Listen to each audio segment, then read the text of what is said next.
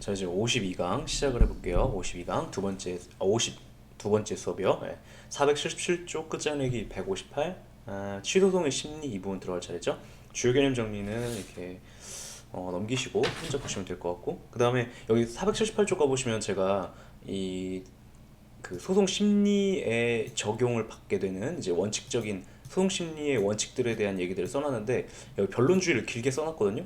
길게 써놓긴 했는데 이거는 그냥 이해를 하시라고 길게 써놓은 거지, 이게 그렇게 중요한 거기 때문에 길게 써놓은 건 아니에요. 그래서 그냥 혼자 보세요. 혼자 보시면 사례를 들어놨기 때문에 이해하시라고 그래서 길어진 거지, 그래 중요하기 때문에 길어진 건 아니에요. 됐고, 그 다음에 처분권주의라는 것이 있죠. 이것도 앞에서 살짝 했었는데, 소송의 개시, 그 다음에 무엇을 소송의 대상으로 삼을지, 그 다음에 소송을 그만둘 것인지 여부에 대한 결정을 원고의 의사에 따른다는 원칙을 말해요. 그러니까 판사가 어떻게 할 수 없다 이런 거죠. 예를 들어서 제가 소송을 제기하고 싶지도 않은데 판사가 야 너 그 소송 제기해라고 해서 소송을 제기해야 되는 것도 아니고, 그 다음 소송을 제기하다가 제가 에이 그만둘래 라고 할 때 그거에 대해서 판사가 안 돼 이 소송 계속 진행해야지 이렇게 할 수도 없다는 거죠. 네, 그런 것들을 갖다 처분권주의라고 한다 했고, 그다음에 이제 기본 강의 때 안 했던 것 중 하나가 있는데, 그게 뭐냐면 동그라미 4번이죠. 주요 개념 정리. 어디냐면 지금 478쪽이에요. 처분의 위법 여부는 언제의 사실 상태와 법령을 기준으로 판단하는 것인가, 이거 하죠. 기본 강의 때 요거는. 대법원은 뭐라고 봐요? 취소 소송을 처분 시를 기준으로 하여 판단한다 이렇게 보죠. 그러니까 대법원은 처분 시의 사실 상태와 법령을 기준으로 하여서 처분의 위법 여부를 판단한다 이렇게 보는데, 그것이 왜 그런 거냐면, 취소 소송이라는 제도를 어떻게 이해하냐면 행정청의 행위에 대한 사후 심사 제도로 이해하여. 무슨 말이냐면, 행정청이 처분이라는 행정 행위를 할 때, 그러니까 처분이라는 자신의 어떤 행동을 할 때 그것이 제대로 된 것인지 아니었는지를 나중에 판사한테 가가지고 판단받아 보는 시스템으로 이해를 하는 거예요. 그러면 이제 처분 시에 그것이 제대로 된 것이었는지 아닌지를 판단하는 것이기 때문에 처분 시를 기준으로 판단을 하게 되죠. 그리고 이러한 입장을 갖다가 처분 시설이라고 불러요. 그런데 그게 아니라 이 취소송이라는 제도를, 이건 이제 기본 강의 때 안 했던 내용인데, 취소송이라는 제도를 처분으로 인하여 형성된 위법 상태 제거 제도로 이해하는 견해가 있어요. 그러면 그 견해들에 따르면 어쨌든 처분을 맨 처음 할 때에는 법에 어긋나지 않았다 하더라도 현재 법 질서와 맞지 않으면 그거 날려버려야 되는 거 아니야? 이렇게 봐가지고 처분이 위법한지 여부에 대한 기준을 판결시라고 보는 견해가 있는데, 요걸 갖다 판결시설이라고 하고, 이 학설의 핵심은 뭐냐면 대법원의 입장이 아니라는 거죠. 네, 그래서 대법원은 그 입장이 아니다라는 맥락에서 얘가 오선지로 빈출이 되기 때문에 얘를 기억해 주셔야 돼요. 이해돼요? 그러니까 처분이 위법한지 여부에 대한 기준치를 판결시로 봐야 된다는 견해에 따르면 이렇게 나오는데, 그게 대법원의 입장이 아니라는 걸 기억하셔야 돼요. 그러니까 얘가 나왔다. 그럼 오선지죠. 혹은 대법원은 처분이 위법 여부에 대한 기준치를 판결시로 삼아 이렇게 막 문장을 서술한다. 그러면 뒷부분이 아무리 멋있고 옳은 말이 쓰여 있어도 거기서 이미 틀려버린 거예요. 그래서 오선지로 깔려버리기 때문에 얘의 중요성을 기억을 하셔야 된다라는 거죠. 그다음에 이제 관련 조문 정리 보시면, 자 일단 먼저 행정소송법 26조부터 볼까요? 얘는 이제 기본 강의 때 하는 거죠. 법원은 필요하다고 인정할 때는 직권으로 증거 조사할 수 있고, 당사자가 주장하지 않은 사실에 대해서 판단할 수 있다 라고 되어 있는데, 우리 행정소송법도 민사소송법의 대원칙을 그대로 적용을 받아가지고, 대원칙을 적용을 그대로 받아가지고 변론주의를 원칙으로 해요. 변론주의를 원칙으로 하는데, 행정소송법 26조에 보니까 변론주의랑 모순되는 것 같은 규정이 하나 있는 거죠. 이거 이렇게 직권으로 할 수 있다 이렇게 알아서 당사자가 주장하지 않아도. 그래서 이거 변론주의랑 모순되는 거 아닌가가 문제가 될 수 있는데, 학자들도 그렇고 우리 대법원도 그렇고 이걸 어떻게 해석해요? 26조를 축소 해석하죠. 26조가 행정법에서 이제 소송을 할 때 언제나 모든 영역에 다 적용되는 규정이 아니라, 그 기록으로 현출된 사항에서, 그러니까 기록으로 판사한테 기록으로 제출한 것들에 대해서는 판사가 직권 증거 조사할 수 있고 주장하지 않은 사실에 대해서 판단할 수 있다라고 해서 26조의 적용 범위를 축소함으로써 변론주의의 원칙을 관철하고 있죠. 그래서 그것도 기본 강의 때 중요한 내용이었고, 그 다음에 행정소송법 25조가 이제 기본 강의 때 안 했던 내용인데, 자 얘 출제 포인트는요. 25조 법원은, 자 보세요, 당사자의 신청이 있으면 결정이라는 형식의 재판을 해가지고 재결을 행한 행정청에 대하여 행정심판에 관한 기록의 제출을 명할 수 있다 이렇게 되어 있어요. 근데 이것이 행정소송과 관련된 규정인데, 자 이런 얘기죠. 원고가 있고 원고가 있고 얘가 지금 취소송을 제기해서 법원에 온 거예요. 그래서 판사가 이제 재판을 하려다 보니까 자료가 필요한데, 이 자료가 어디에 있냐면 행정청에 있대요. 자 여기 보면은 재결을 행한 행정청에 대한 얘기가 나오죠. 재결을 행한 행정청. 그러면 알 수 있는 게 뭐냐면, 원고가 행정소송을 들어오기 전에, 정확하게는 취소소송이죠. 지금 취소소송에 대한 얘기하고 있으니까 취소소송을 들어오기 전에 행정심판을 먼저 거친 다음에 들어왔다는 걸 알 수 있죠. 그러니까 자, 사건을 다시 재구성하면 이렇게 되는 거예요. 행정청이 있고 국민이 있어요. 어떤 처분을 했어요. 그런데 이 국민이 이거에 대해서 행정심판을 들어갔어요. 그래서 행정심판에서 결론이 나왔는데 여전히 이 재결이 못마땅한 거예요. 그래서 아직 자신의 억울함이 풀어헤쳐지지 못한 거예요. 그래서 국민이 그거에 대해서 다시 또 법원으로 또 온 거죠. 그럼 판사는 재판을 할 때 25조 규정은 어떻게 할 수 있다는 거냐면, 재판을 할 때 이 행정심판을 한번 거쳤잖아요. 그럼 여기서 이미 사실관계랑 법률관계에 대해서 한번 판단이 이루어졌겠죠. 그러면 야, 그 자료 갖고 와봐, 이렇게 할 수 있다는 거예요. 그래서 그 기록의 제출을 명할 수 있다라고 하고 있는데, 다만 여기서 출제의 포인트는 어디냐면 신청이 있을 때에만 가능해요. 그 당사자, 보통 이제 원고나 피고의 신청이 있을 때에만 가능하겠죠.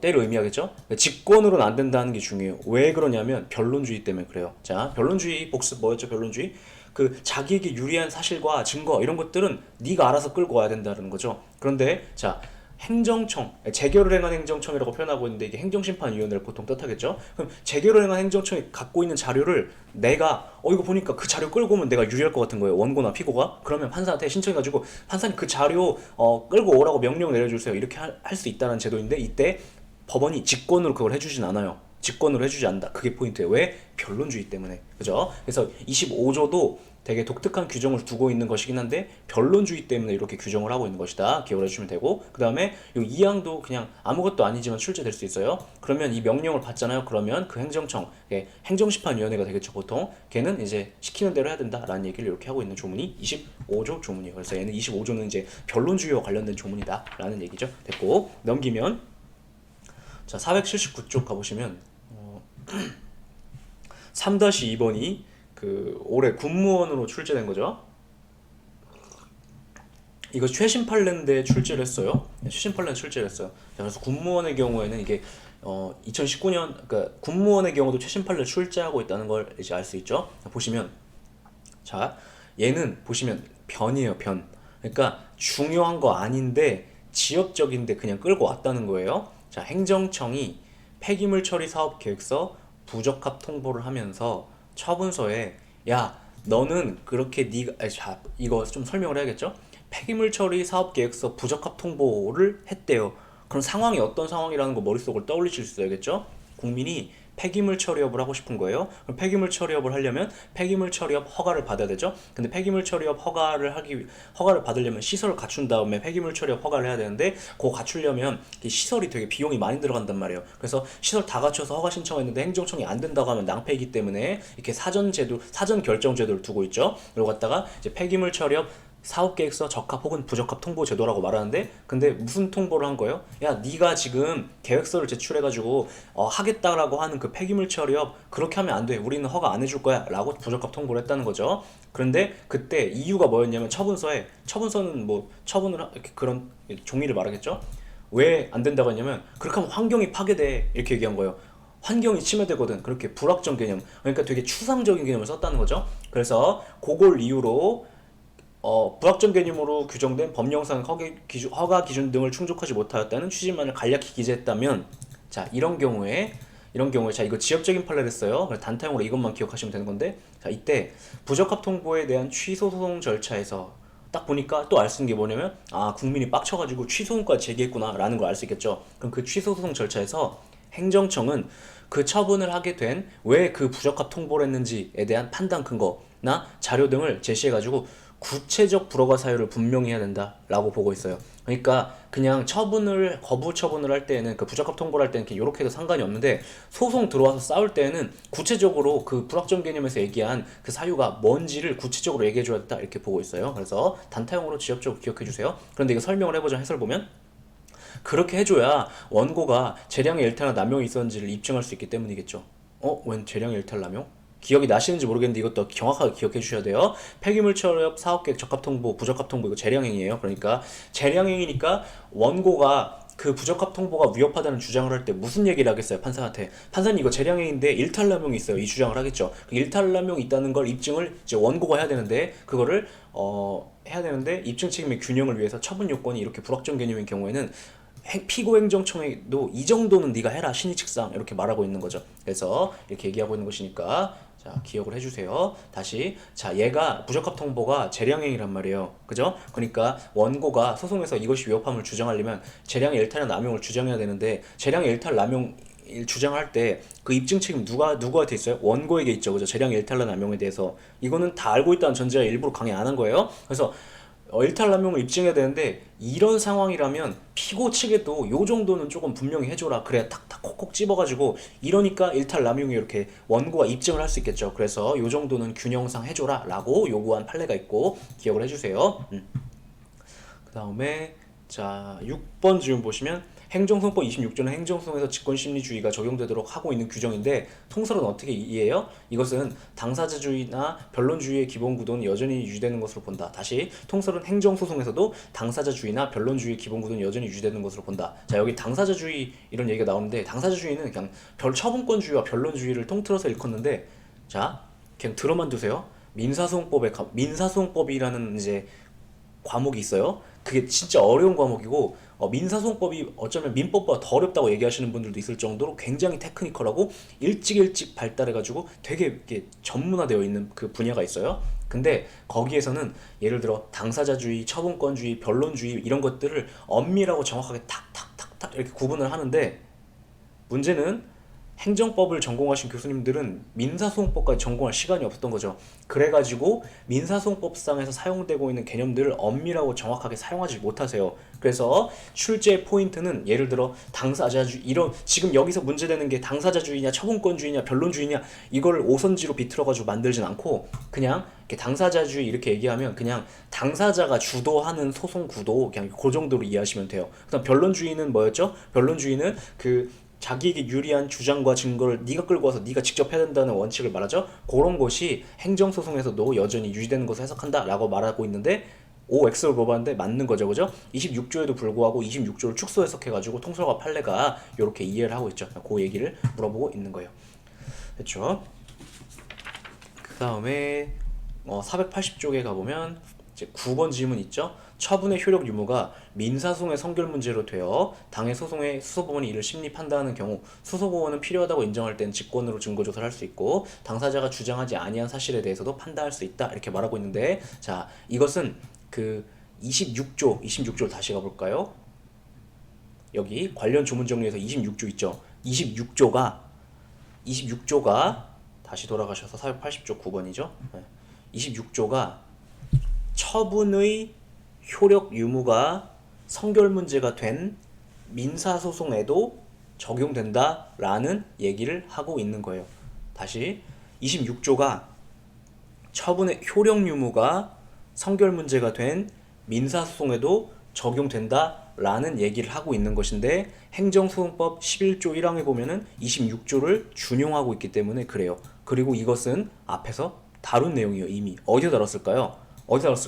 이 선결 문제 얘기 나오니까 제2편 행정작용법 편에서 행정행위 파트에서 행정행위 중에서 행정의 효력 다루면서 거기서 구성요건적 효력을 다루면서 구성요건적 효력 관련해서 처분의 효력 유무가 민사소송의 선결 문제가 될 때에는 그 민사법원이 당연히 처분의 효력 유무를 판단할 수 있음을 전제로 하는 규정이 전제로 하고 있는 규정이 하나 있는데 그것이 행정소송법 11조예요 이렇게 얘기를 하면서 강의를 하죠. 거기서 다뤘던 조문이고 이렇게 해가지고 그 조문을 준용한다라고 했으니까 준용한다라는 글자를 풀 문장으로 쭉 풀었으면 이런 말이 되겠지? OX 이렇게 물어본 거죠. 그래서 이렇게 규정이 있으니까 이것도 기억을 해주세요. 그 다음에 자 12번 질문 보시면 사실심에서 변론 종결 시까지 당사자가 주장하지 않던 직권주화 사항에 해당하는 사항을 상고심에서 비로소 주장한다. 어떤 직권주화 사항이 있었는데 그것이 문제가 안 됐대요. 근데 그것을 원고나 피고가 상고심에 가서야 판사님 이거 판단해 주세요 이렇게 얘기하면 판사는 상고심 판사도 그것을 판단해 줘야 된다 이렇게 말하고 있는데 정확하고 엄밀하게 말하면 얘가 좀 암이라기보단 변지역적인 거라고 볼 수도 있어요. 왜냐면 민사소송법적이니까. 왜냐하면 직권주화 사항은 상고심에서라도 판단되어야 된다는 특징을 가져요. 요거 때문에 그래요. 요거는 민사소송법의 영역이죠. 근데 이걸 무조건 암기하지 않아도 되는 게 우리가 알고 있는 직권주화 사항에 뭐가 있어요? 우리가 알고 있는 직권주화 사항은 지금까지 배운 게 딱 하나밖에 없어요. 원래는 직권주화 사항은 되게 많거든요. 근데 그건 민사소송법의 영역이고 여러분은 몰라도 되고 우리가 알고 있는 직권조화상은 딱 하나밖에 없어요. 뭐 소송 요건이 있었죠. 근데 소송 요건을 생각해 보면 사실심, 변론, 종결시까지 구비가 되어야 하긴 하지만 그때 구비된 다음에는 상고심에서도 계속 구비가 되어야 한다라고 그렇게 배우죠. 맞죠? 근데 그것이 왜 그런 거냐면 상고심에서도 직권조사 사항은 판단이 직권으로 이루어지기 때문에 그래요. 그래서 이런 것이다 기억을 해주세요. 됐죠? 그 다음에 12-1번 보시면 자 행정소송에서 이렇게 출제를 하기도 하는데 같은 내용을 이렇게 출제하기도 하는데 행정소송에서 쟁송의 대상이 되는 행정처분의 존부에 관한 사항이 상고심의 비로 주장된 경우에 행정처분의 존부에 관한 사항은 상고심의 심판 범위에 해당한다. 자 우리가 취소송의 소송 요건을 생각해보면 처원, 리피, 기, 전관, 장이죠. 맞죠? 근데 거기서 그때 처가 뭐예요? 처분이 취소송의 대상이 된다라는 거였죠. 그죠? 그러니까 다양한 행정작용 중에서 처분을 끌고 온 경우에만 그것이 취소송의 대상이 된다. 그거에 대해 다투고 있는 경우에만 처분만이 취소송의 대상이 되기 때문에 취소송의 대상적 경우는 처분이다 이렇게 표현하기도 하죠. 근데 여기 보면 행정처분의 존부 이렇게 말하고 있잖아요. 이게 이런 얘기예요. 처분이 존재하는지 아닌지에 관한 사항 이렇게 말하고 있는데 뭔 소리냐면 어떤 행정작용이 있었고 그거에 대해서 국민이 불복을 해가지고 취소송 들어온 거예요. 그럼 판사는 뭘 판단하냐면 지금 얘가 싸우겠다라고 얘기하고 있는 행정작용이 과연 처분인지 아닌지를 판단해줘야겠죠. 맞죠? 그래서 그걸 갖다가 요렇게 처분의 존부에 관한 사항이라고 표현하고 있는 거예요. 이해돼요? 그러니까 얘는 소송 요건 중에 대상적격에 관한 사항인 것이죠. 그래서 근데 그것이 상고심에서 비로소 주장됐다. 상고심에서 판사님 이거 지금 피고가 싸우다가 보니까 근데 판사님 이거 처분 아닌 거 아니에요? 이런 주장을 했다. 그러면 대법관들이라도 그것을 판단해 줘야 된다라는 얘기를 하고 있는 것이죠. 네, 그 얘기하고 있는 거예요. 그 다음에 481쪽 가셔서 15번 보시면 항고송의 당사자는 항고송의 전심 절차에서 미처 주장하지 아니한 사유를 공격 방어 방법으로 제출할 수 있냐? 응. 법원 이를 심리하여 행정처분 직법 여부를 판단할 수 있다. 이거 앞에서 배웠죠? 뭐냐면 행정심판 전치주의를 배우면서 행정심판을 거친 다음에 취소송을 들어온다고 할 때 이때 취소소송에서 주장할 수 있는 사유는 여기서라도 한 번이라도 주장해 본 적이 있는 것이어야 하니?에 대해서 대부분 아니라고 보죠. 그래서 그거를 15랑 15-1 똑같은 얘기를 하고 있는 거예요. 그죠? 네, 그 얘기. 네, 그걸 똑같은 얘기하고 있다.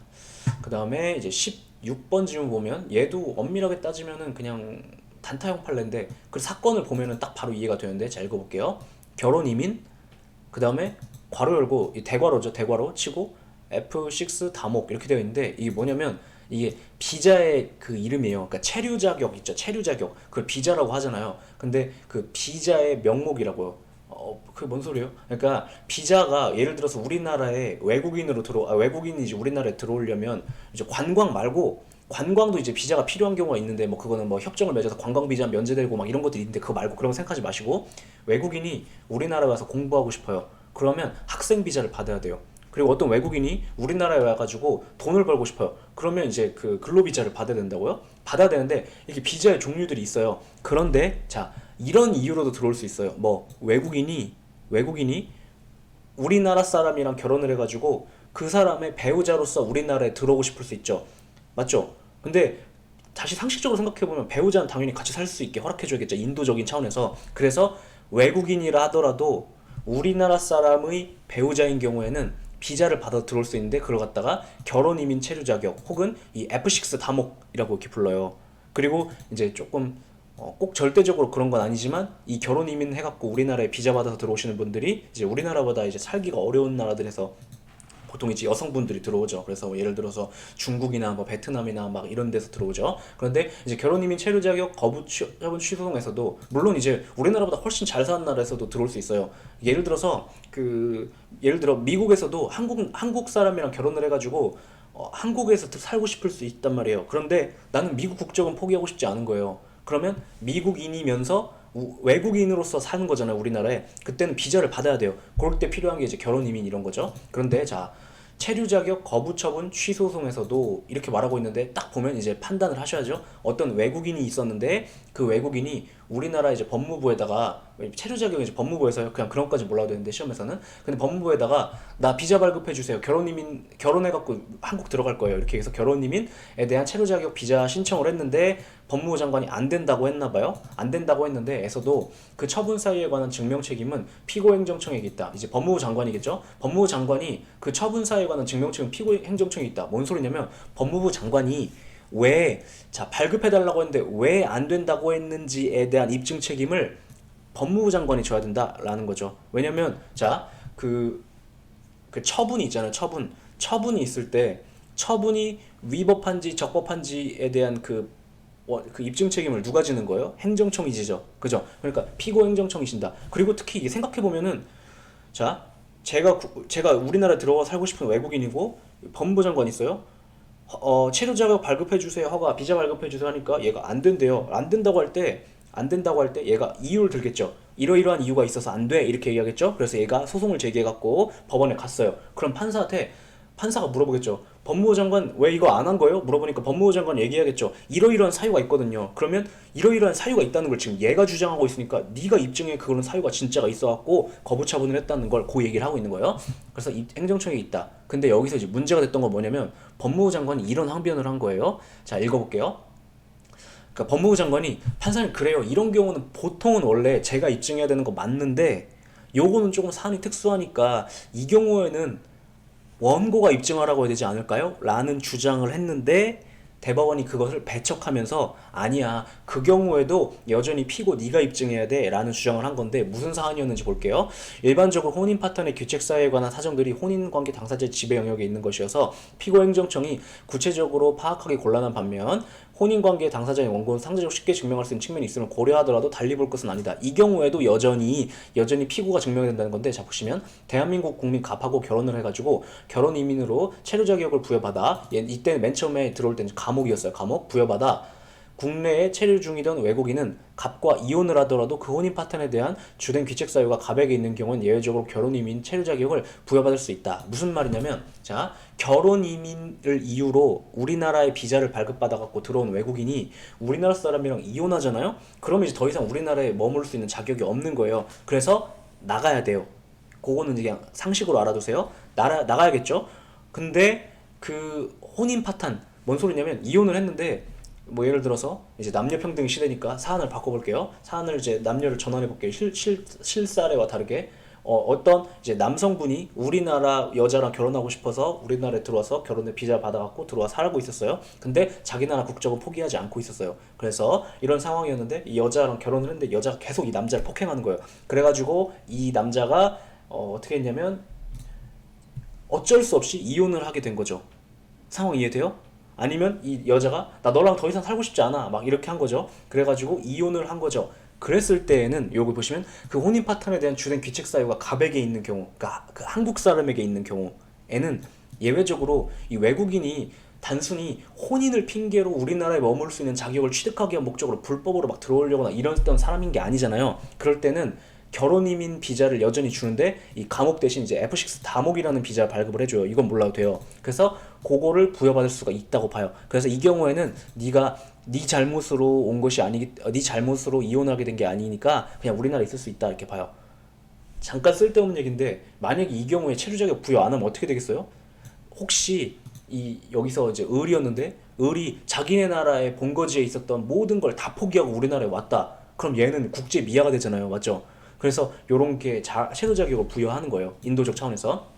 근데 근데 을이 다시 결혼 이민 체류 자격 신청을 하자. 무슨 말이냐면 이 F6 감옥을 받고 있던 사람이 F6 다목을 주세요. 저도 이렇게 얘기하니까 근데 F6 다목을 받으려면 혼인 파탄이 나 때문에 이루어진 게 아니에요 라는 걸 증명해야 되겠죠. 근데 이제 그것과 관련해 가지고 자 을이 다시 결혼 이민 체류 신청을 하자 행정청이 혼인 파탄 주된 기책 사유가 갑에게 있는 경우로 볼 수 없다며 체류 자격 부여를 거부했던 사안이에요. 자 이런 거죠. 을이 법무부 장관에게 저 원래 F6 감옥 부여 비자 갖고 있었는데 이혼했거든요. 근데 그래도 F6 다목 비자 발급해 주세요라고 신청을 하니까 법무부 장관이 안 돼 이렇게 얘기한 거예요. 근데 안 된다고 할 때 당연히 거부 처분도 처분이기 때문에 처분 이유를 제시하겠죠. 행정절차법상. 어떻게 이유를 제시한 거예요?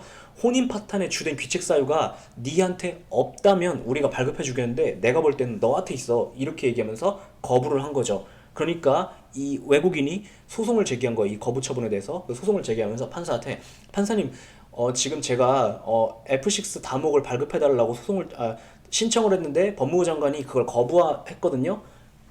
그래서 난 그것이 위협하다고 생각해서 취소를 제기해요 라면 소송을 제기 들어가겠죠. 그럼 판사는 법무부 장관에게 물어보는 거예요. 왜 거부한 거예요? 물어보니까 법무부 장관이 혼인 파탄의 주된 귀책 사유가 지금 가백에 있는 게 아니라 을에게 있는 상황이에요. 요렇게 항변을 했겠죠. 근데 이때 판사가 그래요? 법무부 장관? 그럼 법무부 장관 측에서 혼인 파탄의 주된 귀책 사유가 이 외국인 을이 아니라 한국인에게 있다. 혼인 파탄의 주된 귀책 사유가 이 한국인이 아니라 외국인 을한테 있다는 것을 법무부 장관이 입증하세요. 그러니까 법무부 장관이 이렇게 얘기한 거예요. 그걸 우리가 어떻게 입증해요? 이 남녀 관계 문제인데. 이렇게 얘기해서 항변하니까 대법관들이 뭐라고 얘기했냐면 그래도 입증 책임 니한테 있다 피고야 이렇게 얘기한 거예요. 아우 되게 아무것도 아닌 걸 길게 설명했죠. 그 얘기다 했죠. 그렇게 중요하지 않아요. 근데 최신 판례여가지고 했죠. 뭔가 이렇게 가성비가 떨어지는 지문들이 있어요. 자, 그 다음에 17번 행정소송의 수소법원이 관련 확정 판결. 예를 들어 가정법원 확정 판결에 사실인정에 구속되는 것은 아니지만 관련 확정 판결이 인정한 사실은 행정소송의 유력한 증거 자료가 되기 때문에 특별한 사정이 없는 반대 사실 인정할 수 없다. 이거 앞에서도 한번 했었죠, 그죠? 앞에서 했었는데, 그러니까 법원이 판사가 재판을 할 때 여기서 이제 특히 이제 행정소송이죠. 특히 이제 취소송인데 재판을 할 때 다른 법원에서 인정한 사실하고 꼭 똑같이 언제나 절대적으로 재판을 해야 되는 건 아니에요. 근데 특별한 사정이 없는 한 다른 법원 판사가 어느 정도 인정했잖아. 그러면은 인정할 수 없다. 이런 표현을 쓰면서 특별한 사정이 없는 한 그냥 그 다른 법원에서 판단해주는 그 판단대로 따라가 이렇게 얘기한 게 있는데 그거 기억해 주세요. 그 보시 판례번호 보면 얘랑 같은 거죠. 그리고 둘 다 기출 표시 없죠. 기출 표시 없는데 제가 이제 중요성이 있다고 생각해서 최신 판례라 가지고 끌고 왔어요. 그리고 실제로 여기서 이제 가정법원 막 이혼 확정 판결 막 이런 게 있었고 그래가지고 행정법원 판사가 야 여기서 판단했으면 그냥 예를 들어서 혼인 파탄에 주된 귀책 사유가 누구에게 있는가 관련해서 여기서 판단한 거 그냥 대로 따라가 이렇게 얘기하고 있는 거예요. 물론 이제 막 별도의 막 사정이 더 막 밝혀지거나 했을 때는 이제 생각을 해야 되니까 그때까지 하는 건 아니겠지만 특별한 사정이 없으면 그냥 합리적이라고 생각해. 가정법원 판사의 판단이 이러면서 행정법원 판사들이 어떻게 재판해야 되는지에 대한 지침을 준 거죠. 그 다음에 자 18번 보시면 자 국가유공자 인정과 관련하여 공무수행으로 다쳤다 하는 걸 상의를 입었다는 점이나 그로 인한 신체 장애 정도가 법령에서 정한 등급 이상에 해당한다는 점에 대한 증명 책임은 국가유공자 등록 신청인에게 있지만 자, 그 상의가 불가피한 사유 없이 본인의 과실이나 본인의 과실이 경합된 사유를 입은 것이라는 사정에 관한 증명 책임은 피고인 행정청에게 있다. 이 무슨 얘기하고 있는 거냐면 국가유공자로 인정되려면 공무 수행을 하다가 나의 과실 없이 다쳤다는 걸 입증해야 돼요. 그러면 나는 이제 국가유공자로서 돈을 달라고 요구할 수 있는 권리 같은 걸 취득하게 되거든요. 그러면 이제 자, 여기다가 좀 써놓으실까요? 여기 공간 있죠? 여기다 좀 써놓으세요. 권리 발생 사실은 다시 권리 발생 사실은 권리 주장자가 입증해야 된다. 권리 발생 사실은 권리 주장자가 입증해야 한다.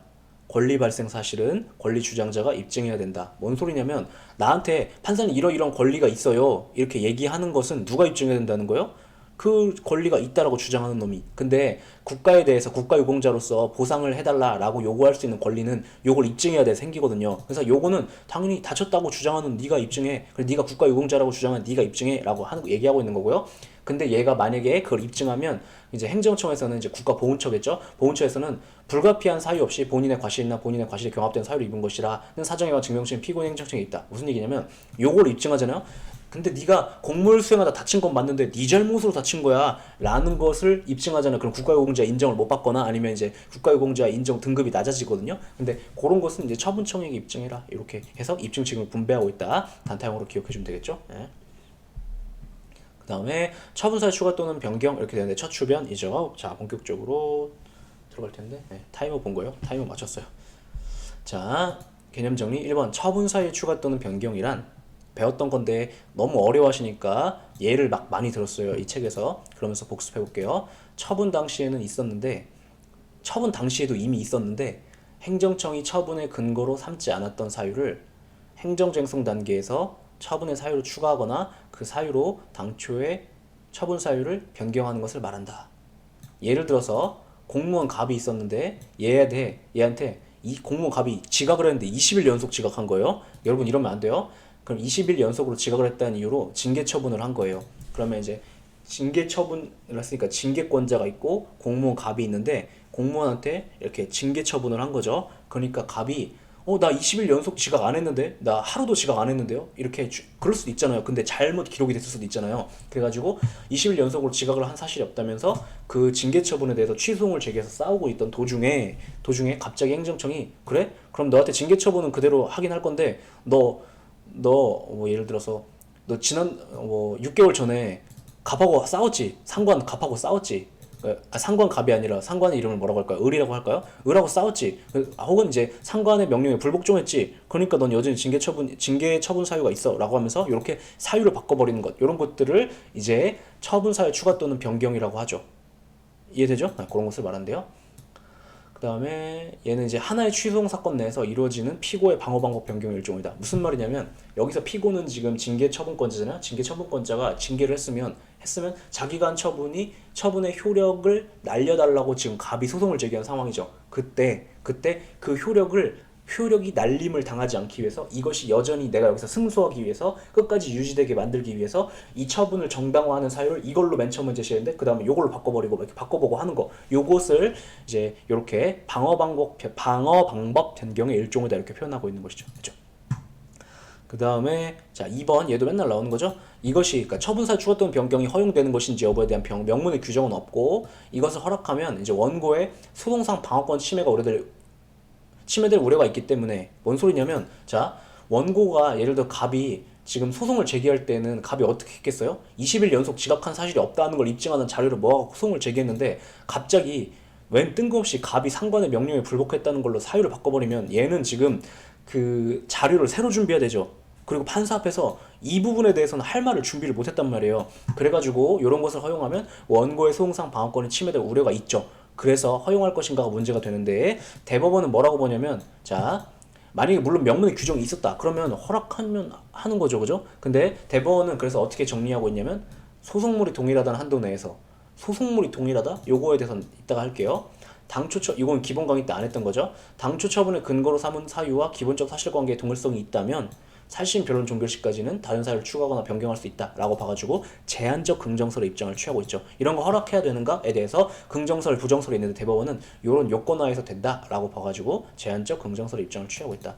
그리고 기본 강의 때 했지만 기사동, 기본적 사실관계의 동일성이 있다는 것은 이제 같은 얘기, 그죠? 그러니까 법률 문외한, 어떤 교수님 이런 표현을 쓰시더라고. 법률 문외한의 관점에서 같은 것인가를 따지는 개념이다 라고 말하는데, 이제 그러니까 법을 몰라도 그냥 상식적인 관점에서 같은 얘기를 하고 있는 것인가를 따지는 것이랬죠. 그래서 예를 들어서 갑이 주먹으로 A의 턱을 쳤다는 거랑 갑이 A를 폭행했다, 이거 같은 얘기 하고 있는 거잖아요. 표현은 달라도. 그래서 그런 것이라면 기본적 사실관계의 동일성이 있다고 보겠지만, 예를 들어서 이런 경우는 기본적 사실관계의 동일성이 인정될까 안 될까요? 안 된다고 보죠. 왜냐면 20일 연속으로 지각을 했다는 얘기랑 갑이 상관의 명령에 불복종했다는 건 전혀 다른 거잖아요. 그죠? 예. 혹은 이제 상관하고 싸웠다 막 이런 건 다른 거잖아요. 그래서 기사동이 없다고 보죠. 그래서 이런 경우에는 예를 이렇게 들었는데, 이런 경우에는 처분사유 추가 또는 변경이 허용되지 않는다고 보겠죠. 그죠? 왜냐면 기사동이 없으니까.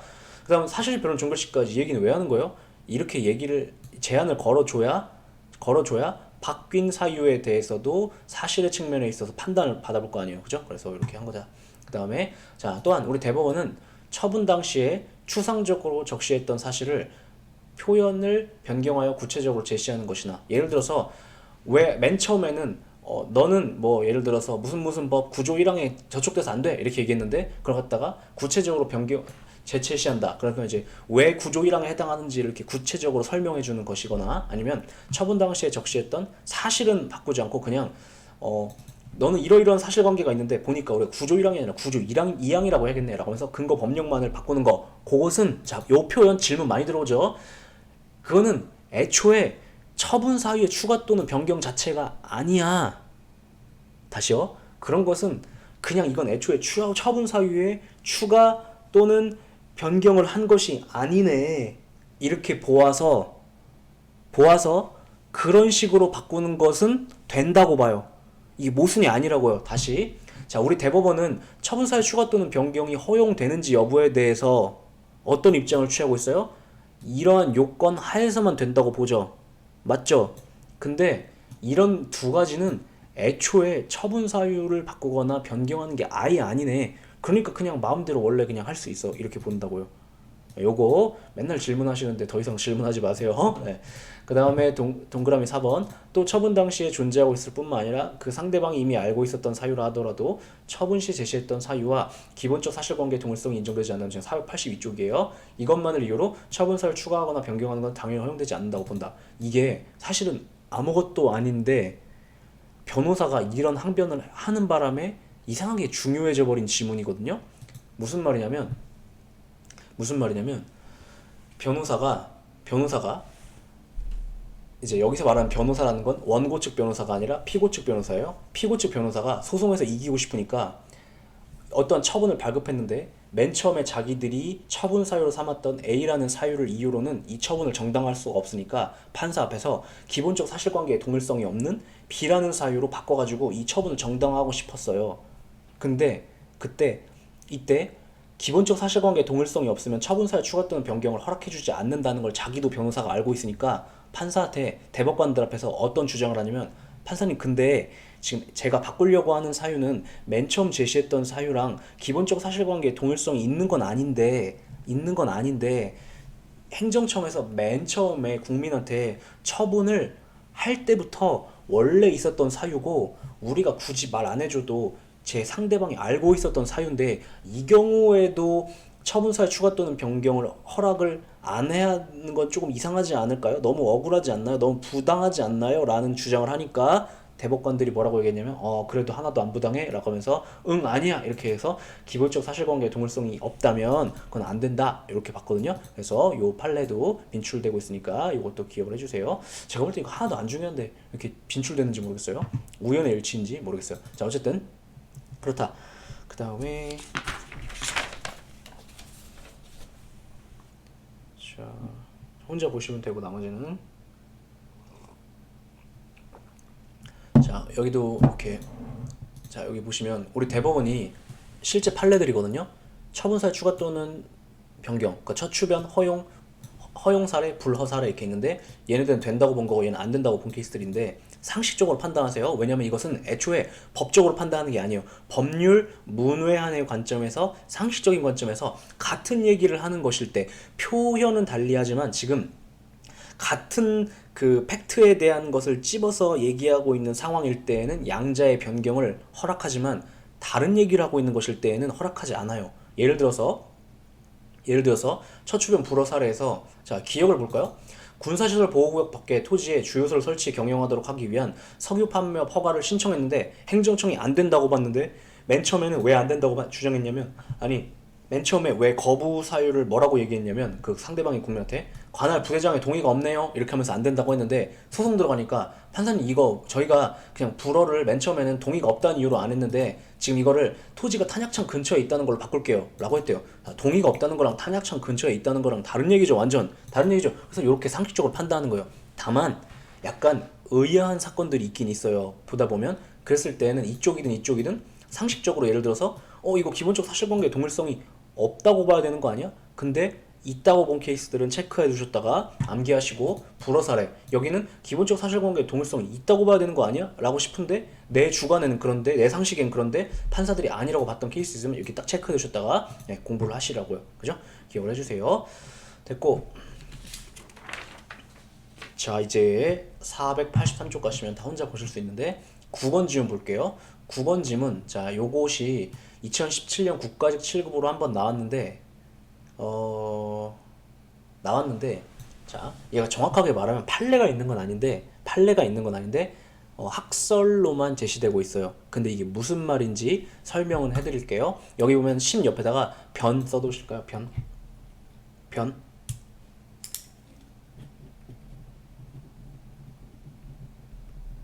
됐죠?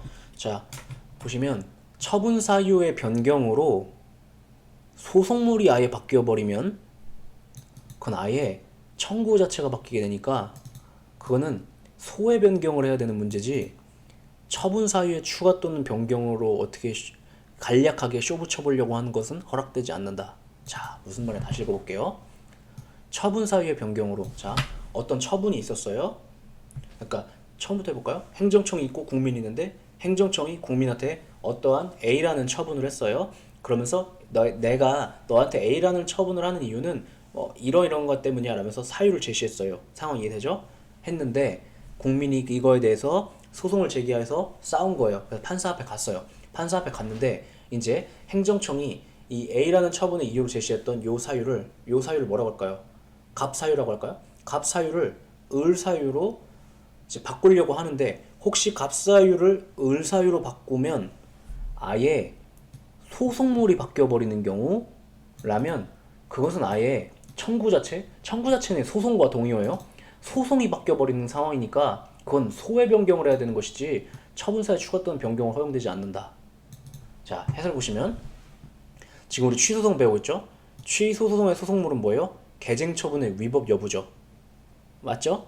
그래서 여기서 소송물이 변경된다는 것은 다투는 대상이 되는 처분, 즉 개정 처분이 달라진다는 얘기예요. 예를 들어서 어떤 처분이 있었는데 이것의 사유가 A였는데 갑이었는데 이걸 을로 바꿔버리면 아예 이거는 A 처분에 대해 싸우는 게 아니라 B 처분에 대해서 싸우는 상황이 벌어진다면 그거는 처분사의 추가 또는 변경으로 해서는 안 되고 소의 변경으로 바꿔버려야 돼. 이렇게 얘기하는 거예요. 자,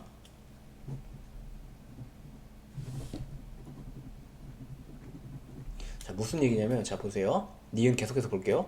소송 중에 개정 처분을 바꾸려면 원고는 22조에 따라 개정 처분 변경을 원인으로 한 소외 변경을 해야 되지 단순히 처분사의 추가 또는 변경으로는 안 된다는 얘기를 하고 있는 것인데 자 이게 요걸 보면 바로 이해가 되실 거예요. 보통 처분 사유를 변경하는 것만으로는 처분이 다른 걸로 바뀌지 않아요. 근데 거부 처분의 경우에는 기본적 사실관계의 동일성이 없는 사유로 거부 사유가 변경되잖아요. 그러면 그 거부 처분은 서로 다른 거부 처분이라고 봐요. 예를 들어서 갑이라는 국민이 있고 행정청이 이렇게 있었어요. 갑이라는 국민이 있고 행정청이 있었는데 갑이라는 국민이 행정청 A가 들고 있는 어떤 정보를 공개해달라고 요청을 한 거예요. 그러니까 공공기관이 안 된다고 한 거예요. 안 된다고 했는데 그 거부 사유가 뭐였냐면 9조 1항 1호 사유. 야, 네가 요청한 정보는 법령에서 공개를 거부할 수 있다라고 한 사유야 라면서 거부를 한 상황이 있었고 그런데 또 얘가 또 신청을 또 들어온 거예요. 신청을 또 들어왔는데 네가 들고 있는 정보 공개해줘 이렇게 신청하니까 행정기관이 이번에는 행정청이 이번에는 9조 1항 1호가 아니라 9조 1항 2호로 바꿨어요. 야, 네가 공개달라고 요구한 정보 공개하면 국가 안전에 중대한 영향이 발생해. 그래서 안 된다라고 했다고 쳐봐요. 그랬을 때 이 상황에서 갑이 판사한테 이제 소송을 제기하는 거죠. 소송을 제기해가지고 판사님 제가 행정청이 들고 있는 정보를 공개해달라고 요청했는데 행정청이 거부했어요. 그러니까 이 거부 처분 취소해주세요. 라고 한 상황일 때 행정청이 이렇게 하는 거예요. 거부 처분에 대해서 지금 싸우고 있는데 행정청이 맨 처음에 1호 사유를 제시했던 것을 갖다가 2호 사유로 바꿔버린대요. 그러면 그 사유로 바꿔버리면 이건 서로 다른 처분에 대한 지금 쟁송이 되어버리는 거죠. 그 한도 내선 당연히 안 된다는 얘기를 하고 있는 거예요. 물론 지금 읽다가 보니까 설명을 쓸데없이 길게 했는데 그러니까 그냥 쉽게 얘기해서 처분 사유를 바꿔버리면 그냥 아예 쟁송의 대상이 되는 처분 자체가 달라지면 당연히 말도 안 된다라는 걸 얘기를 하고 있는 거예요. 그래서 그냥 그렇게 기억하세요. 차라리 그게 낫겠다. 그죠? 그렇게 기억하시면 될 것 같고 그 다음에 9-1번이 그 사유였는데 그냥 혼자 보세요. 이렇게 됐고 그 다음에 아까 9-1번이 그 사유가 아니라 9-1번이 그거에 해당한다고 볼 만한 사유였는데 혼자 보세요.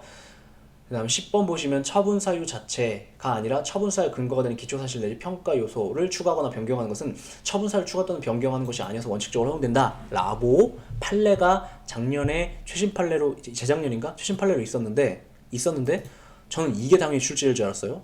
근데 그 사건을 출제했어요. 작년에. 이게 2018년 판례인가 보다. 그래서 2018년에 저는 요게 출제가 될 줄 알고 이게 출제 유력하다고 했는데 그 사안을 출제했어요. 뭔 소리냐면 자, 국적법 5조 3호에 보면 다시요. 국적법 5조 3호에 보면 귀화 신청을 그러니까 외국인이 대한민국 국민이 되고 싶어요라고 귀화 신청을 할 때 5조 3호에 보면 품행 미단정을 이유로 귀화 신청을 거부할 수 있다라고 규정이 되어 있었어요. 상황 이해돼요? 그럼 처분 사유가 뭐예요? 품행 미단정이죠. 맞죠? 그런데 그거에 대해서 외국인이 그냥 이걸 같이 보죠. 네, 이걸 같이 보죠. 자, 10-1번 볼게요. 외국인 갑이 법무부 장관에게 귀화 신청을 했는데 법무부 장관이 안 돼. 너는 5조 3호에 보면 품행 미단정을 사유로 거부할 수 있다고 했는데 너는 품행이 미단정해 라고 하면서 불허한 거예요. 근데 왜 품행이 미단정하다고 법무부 장관이 판단했냐면 옛날에 그 기소유예를 받은 적이 있다. 기소유예가 뭐냐면 범죄를 저지른 것은 맞는데 굳이 이렇게 얘를 형사소송 제기해가지고 범죄자로 만들 만한 상황은 아니라고 봐가지고 이렇게 기소를 하지 않고 홀드 시켜놓는 거, 그걸 기소유예라고 해요. 그래서 너 이런 사정이 있네 라고 해서 품행 미단정이라고 판단을 했는데 이제 2심 가가지고, 그러니까 1심 변론 절차에서는 이렇게 얘기하고 2심 변론 절차에서 이렇게 얘기했다고 하는데 2심 가가지고 이거를 야너 불법 체류자네 라고 하면서 사정을 바꿨대요. 그러니까 넌 여전히 품행이 미단정해 이렇게 얘기했을 때 이렇게 바꾸는 것이 가능한가가 문제가 되는데, 왜냐면 기소유예를 받은 전력이 있다는 거랑 불법 체류자라는 건 전혀 다른 거죠. 다른 건데 된다고 봤어요, 대법원이. 왜 된다고 봤냐면, 자, 그 귀화 신청 거부 사유는 여전히 품행 미단정이어가지고 바뀐 게 아니에요.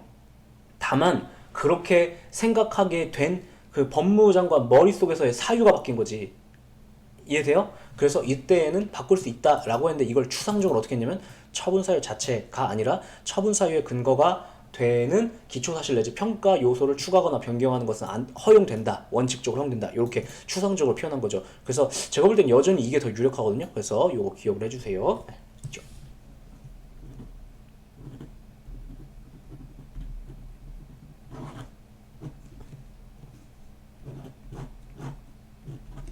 그 다음에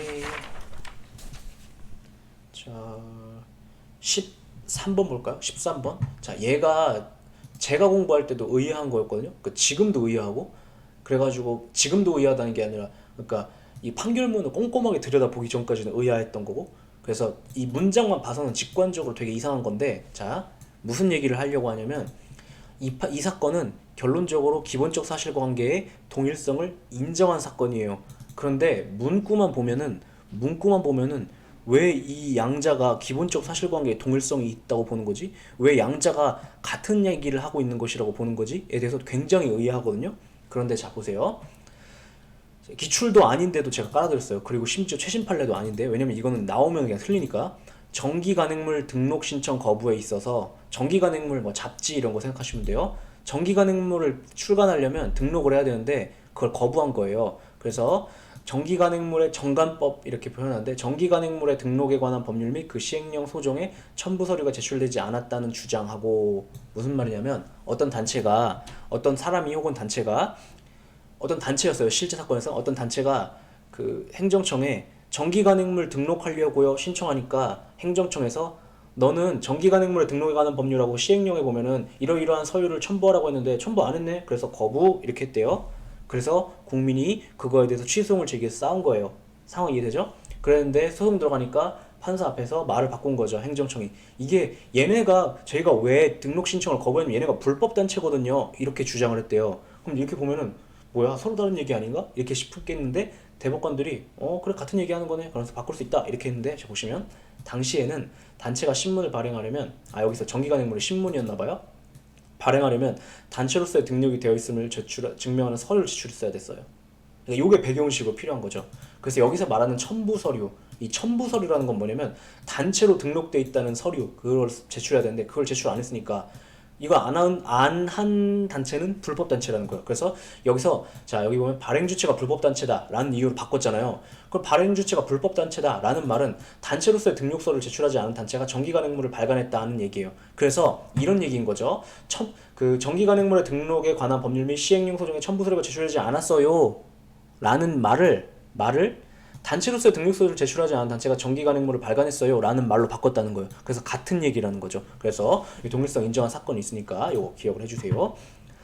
그 다음에 15번 보시면은 이제 박균성 교수님이 좋아하시던 판례가 출제가 된 것인데, 자, 당초 처분사유의 행정처분의 근거로 제시한 이유가 실질적인 내용이 없다. 알맹이가 없다. 그러면 그와 기본적 사실관계 동일성이 있는지를 따져볼 대상조차 없는 것이므로 행정성 단계에서는 다른 처분사를 추가하거나 다른 처분사를 변경할 수 없다. 무슨 말이냐면 처분사유 추가 또는 변경이라는 것은 맨 처음 제시한 어떤 사유가 있어야 되는데 그거 알맹이가 없다. 그럼 당연히 이거랑 기본적 사실관계에서 동일성이 있는 것도 존재하지 않겠죠? 그러니까 그 어떤 사유로든 바꿀 수가 없게 된다라는 얘기를 하고 있는 거예요. 그리고 얘는 그 딱 예시인데 이동통신요금 원가 관련 정보공개 청구에 대해 행정청이 별다른 이유를 제시하지 않은 거예요. 그러면 처추면 얘는 못해요. 이유 제시 안 했으니까. 그래서 통신료 관련된 총괄 원가 수액만을 공개한 후 이송해서 법인의 영업사항 비밀에 해당한다는 비공개 사유를 주장한다. 그러는 동일한 사유가 아니에요. 아니에요. 왜냐면 아예 제시된 이유가 없으니까. 그죠? 네. 처추면 안 된다. 그런 얘기죠.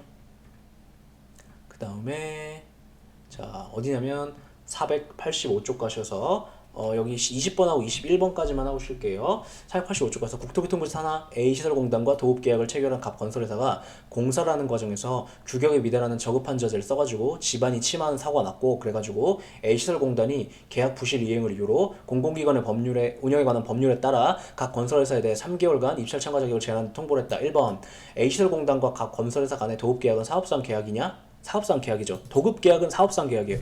무슨 얘기냐? 자, 도급계약이 뭐 하는 거냐면 대표적으로 자 추상적으로 말하면 도급계약은 어떠한 행위를 완료해 줄 것을 의무로 부과하고 그 대신 그 대가로 돈을 받기로 하는 계약을 도급계약이라고 해요. 근데 그 대표적인 게 항상 제일 대표적인 게 도급계약이에요. 그 공사예요. 공사계약. 예를 들어서 제가 집을 짓고 살고 싶어요. 미국은 집 많이 짓거든요. 그래서 집을 짓고 살고 싶어요. 근데 이제 저는 사실 집 질지 몰라요. 저는 수도, 전기 이런 거 어떻게 하는지도 하나도 몰라요. 근데 그거에 대해서 그러니까 당연히 전문업자에게 맡기겠죠? 건설업자에게. 그래서 맡기면서 집 지어주세요 라고 해요. 지금 보면 알겠지만 개인이 그런 걸 체결한다는 거 알 수 있죠? 사업상 계약이라고요. 그러니까 걔는 민사소송에 해당해요.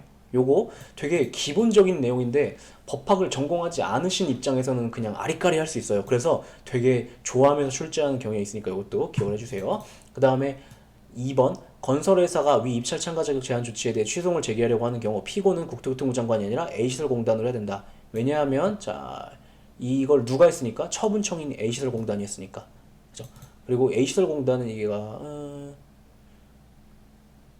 A시설공단이 했으니까 처분청이니까 얘가 해야 된다 이렇게 보고 있고 그 다음에 3번 얘 때문에 여기에 등장하는 거죠. 입찰 참가 자격 제한 조치에 대한 취소는 계속 중 피고 A시설공단은 갑 건설회사가 부실공사를 무마하기 위해 관계 공무원에게 뇌물을 공유한 사실이 있음을 처분사를 추가할 수 있냐 물어봤는데 안 되죠. 왜냐하면 자 왜 입찰 참가 자격 제한 처분 왜 한 거예요? 네가 계약을 이상하게 이행했다. 이상한 자재 썼잖아. 저급 싸구려 썼잖아. 라는 이유로 입찰 참가 자격 제한을 그래서 너는 계약을 제대로 이행한 것이 아니니까 그래서 입찰 참가 자격 제한을 한다는 것이었는데 뇌물 줬네?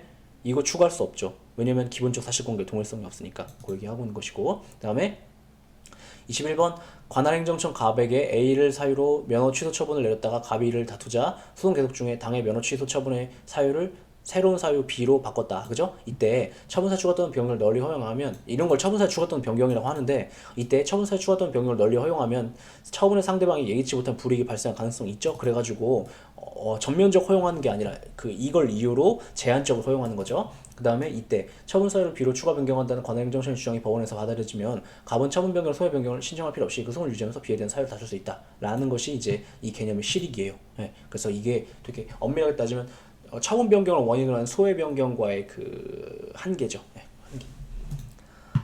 그 다음에 3번 이때 위와 같은 처분 사유 추가 또는 변경은 사실 변론 종결시까지만 한다. 그죠? 사실 변론 종결시까지만. 그 다음 이때 A 사유와 기본적 사실관계 동일성이 인정되는 한도 내에서만 할 수 있다라는 거. 그죠? 이렇게 복습해 주세요. 됐죠? 그럼 쉬었다가 그 다음 그 소송 청구와 재심 들어갈게요. 네, 수고하셨어요.